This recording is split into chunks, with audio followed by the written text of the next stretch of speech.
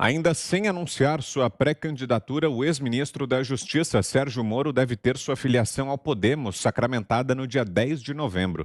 O Podemos já prepara a solenidade que deverá acontecer em Brasília, no Centro de Convenções Ulisses Guimarães, e deve se repetir em mais duas capitais posteriormente, em São Paulo e em Curitiba. Oficialmente, o assunto ainda é tratado com reserva por Moro e pelo partido, já que o ex-juiz tem seu contrato de consultor com a Álvares e Marçal ainda em vigência.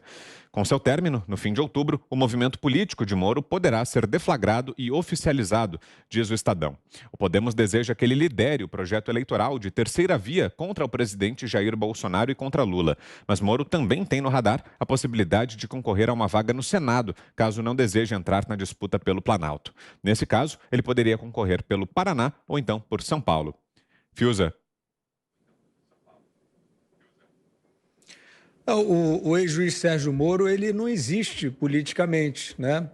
E isso não é um desejo meu, eu até gostaria, já que ele saiu, né, para a carreira política, tendo feito história na Operação Lava Jato, liderado, né, uma força-tarefa virtuosa que mudou a história do combate à corrupção.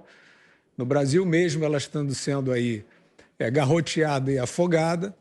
Mas o Sérgio Moro, como político, é um desastre, né? Ele não tem absolutamente nenhuma sensibilidade para o mundo político.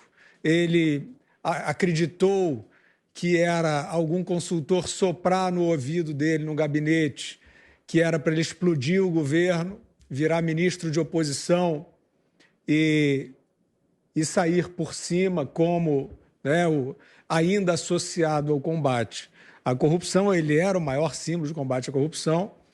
E eu vou te dizer, eu sempre torci pelo Moro, né? Lógico que eu sempre torci pelo Moro. E foi um choque aquela ação dele, né? Ele teve uma ação teatral, ele teve uma ação leviana.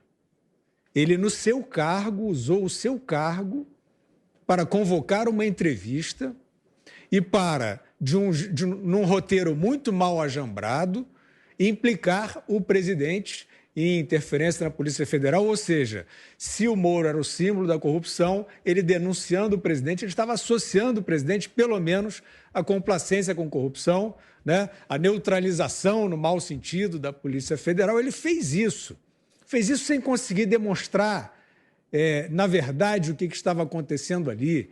E, olha, muito pouco antes desse evento estranhíssimo, e triste para nós, porque a gente espera do homem público que consegue chegar onde ele chegou, muito pouco antes disso ele afiançava o governo.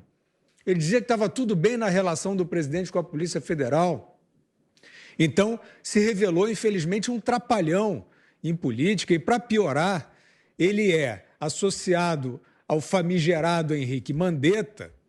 Ele é a dupla que está nas proposições mais autoritárias desse marco legal, dessa lei, né, criada aí, que sancionou ações brutais e totalitárias, tanto sobre a população, no direito de ir e vir, quanto em relação à obrigatoriedade de se vacinar, quando ainda nem havia vacina e você não poderia absolutamente contar que naquele curto espaço de tempo fosse ter substâncias suficientemente desenvolvidas. O Sérgio Moro está associado a tudo que há de pior na pandemia.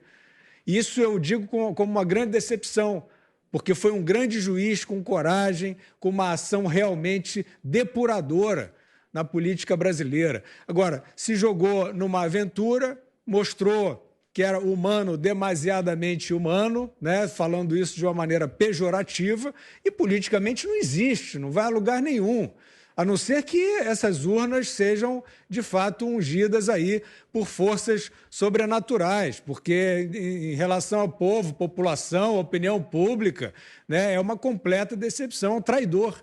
O Sérgio Moro, para o brasileiro, é um traidor.